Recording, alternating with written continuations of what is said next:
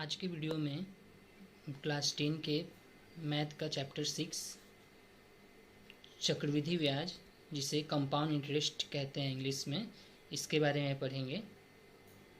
तो अब तक हम लोग जानते हैं साधारण ब्याज होता क्या है, ये हम सबको पता है। साधारण ब्याज किसे कहते हैं? तो ऐसा ब्याज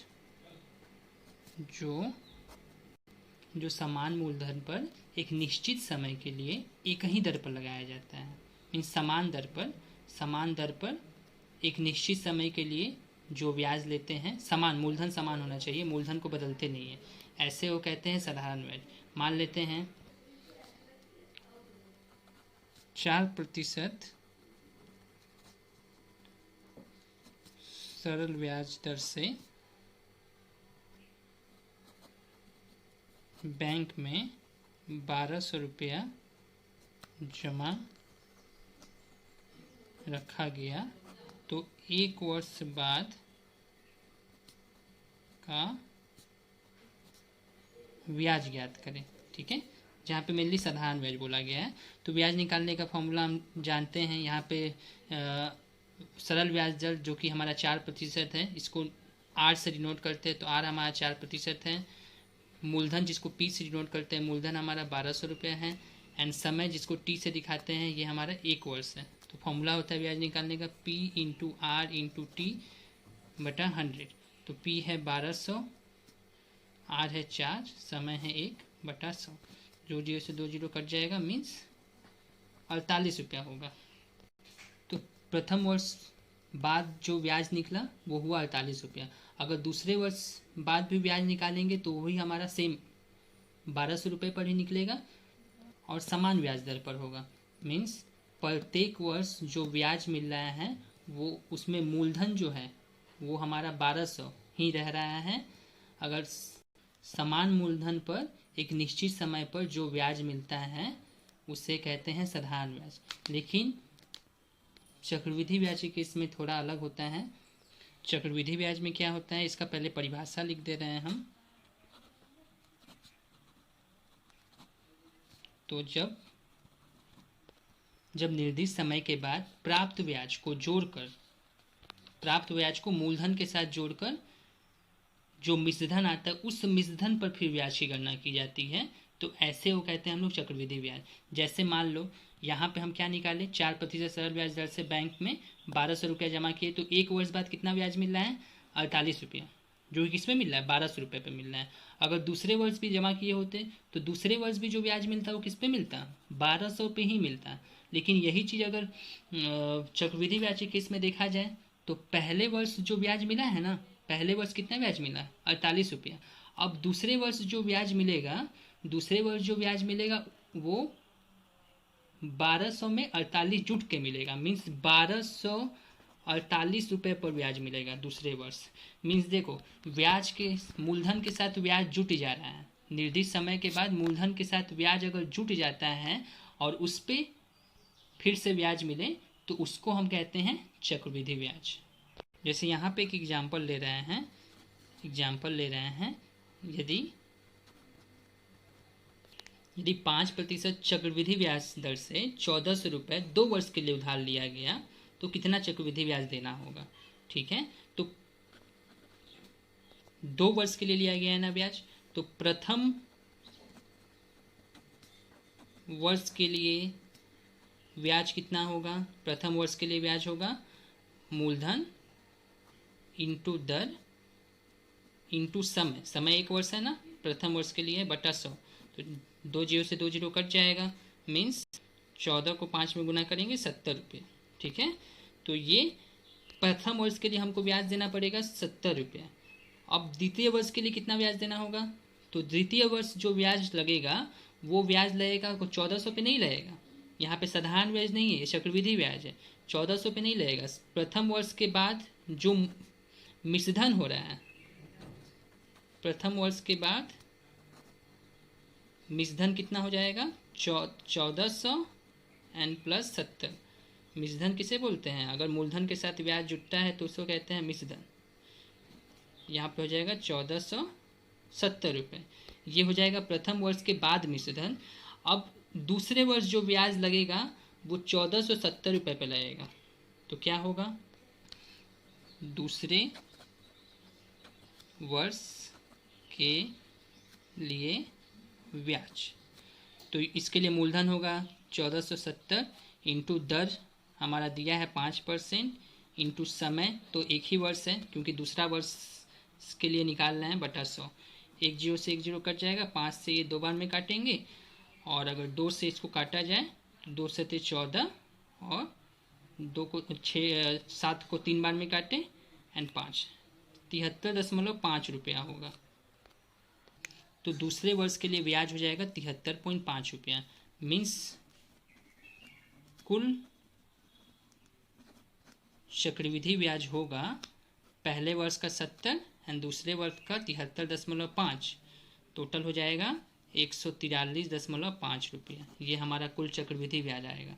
अगर साधारण ब्याज होता तो साधारण ब्याज दूसरे वर्ष के लिए भी जो ब्याज निकालते वो सेम 14 रुपये पे ही निकालते, लेकिन चक्रवृद्धि ब्याज के केस में देखो हमारा एक वर्ष बाद मूलधन के साथ ब्याज जुट जा रहा है और दूसरे वर्ष के लिए वो मूलधन के रूप में काम कर रहा है। ठीक है, तो बैंक में या फिर कहीं भी पैसा जो जमा होता है या कहीं से जो पैसा लिया जाता है उस पर जो ब्याज लगता है वो चक्रवृद्धि ब्याज ही होता है। मीन्स किसी सेविंग अकाउंट में पैसा जमा किया जा रहा है, तो अगर माना जाए पहले वर्ष 1000 रुपया जमा किया गया और एक वर्ष बाद हमको ब्याज मिला 50 रुपया, ठीक है, तो जब दूसरे वर्ष ब्याज मिलेगा वो 1050 रुपये में मिलेगा। ठीक है, दूसरे वर्ष जो ब्याज मिलेगा ना वो 1050 रुपये में मिलेगा। तो देखो ये मूलधन के साथ ब्याज जुटकर फिर से उस पर जो ब्याज मिलता है इसे कहते हैं चक्रवृद्धि ब्याज। ठीक है, तो मान लेते हैं, माना मूलधन है एक जिसको मान ले रहे हैं P रुपया। ठीक है, मूलधन है P रुपया, इसको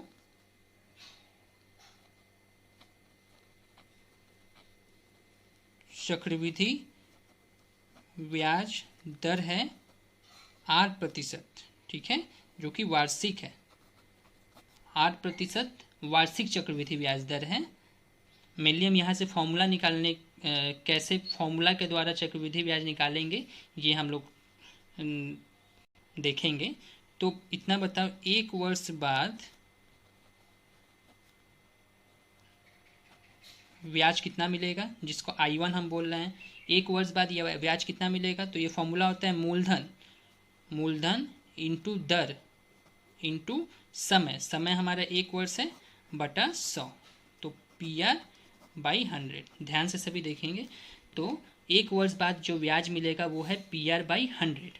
अब चूँकि यहाँ पे तो हमको चक्रवृद्धि ब्याज ज्ञात करना है, तो चक्रवृद्धि ब्याज दूसरे वर्ष किस रुपए पे मिलेगा, दूसरे वर्ष के लिए मूलधन के साथ ये जो ब्याज है वो जुट जाएगा। मीन्स दूसरे एक वर्ष बाद मिश्रधन कितना होगा, जो कि होगा मूलधन के साथ ब्याज को जोड़ेंगे P प्लस PR/100 रुपया। तो यहाँ से P कॉमन ले लेंगे तो 1 प्लस R/100 रुपया। ठीक है, एक वर्ष बाद ये जो मिश्रधन आया है, जब दूसरे वर्ष का ब्याज निकालेंगे तो उस केस में ये मूलधन की तरह काम करेगा। तो इसीलिए दूसरे वर्ष का ब्याज, जिसको हम I2 से डिनोट कर रहे हैं, सेम वही फॉर्मूला, मूलधन इंटू दर इंटू समय बटा 100। ठीक है, इसको नीचे में निकाल लें यहाँ पे। तो मूलधन कितना है P 1 प्लस R/100, ये हमारा मूलधन है। एक वर्ष बाद जो मिश्रधन था उसको मूलधन की तरह लेंगे दूसरे वर्ष के लिए, मूलधन इंटू दर जो कि R है माने हैं, इंटू समय बटा 100। तो P और एक R, PR बटा 100, ब्रैकेट में होगा 1 प्लस R/100 रुपया। तो ये निकला हमारा दूसरे वर्ष का ब्याज। अब 2 वर्ष बाद मिश्रधन कितना होगा हमारा, जो कि चक्रवृद्धि मिश्रधन होगा। ठीक है, क्योंकि ब्याज प्रथम वर्ष के ब्याज के साथ मूलधन जुटा, उस पे द्वितीय वर्ष ब्याज मिला, इसीलिए 2 वर्ष बाद जो हमें अमाउंट होगा वो चक्रवृद्धि मिश्रधन के रूप में वो होगा। तो कितना होगा, 1 वर्ष बाद जो मिश्रधन था वो P1 प्लस R/100, ये 1 वर्ष बाद का था, प्लस उस पर जो ब्याज मिला PR/100 1 प्लस R/100। तो देखो दोनों में से P1 प्लस R/100, यहाँ से भी एक P और 1 प्लस R/100 कॉमन है, तो P1 प्लस R/100 कॉमन हुआ, तो यहाँ पे तो कुछ नहीं बचा, मीन्स 1 लिख सकते हैं, और यहाँ पे एक R और नीचे 100 ये बचा, तो 1 प्लस R/100 2 बार है, तो इसको 1 प्लस R/100 का पावर 2 लिख सकते हैं। तो 1 वर्ष बाद मिश्रधन कितना आया था, P1 प्लस R/100 का पावर, जब समय 1 था तो यहाँ पे पावर में 1, जब समय 2 हुआ तो यहाँ पे पावर में 2, इसी तरह जब समय 3 होगा तो 3 वर्ष बाद चक्रवृद्धि मिश्रधन होता है, ये हो जाएगा P1 प्लस R/100 का पावर n। इसी तरह n वर्ष बाद होगा, n वर्ष बाद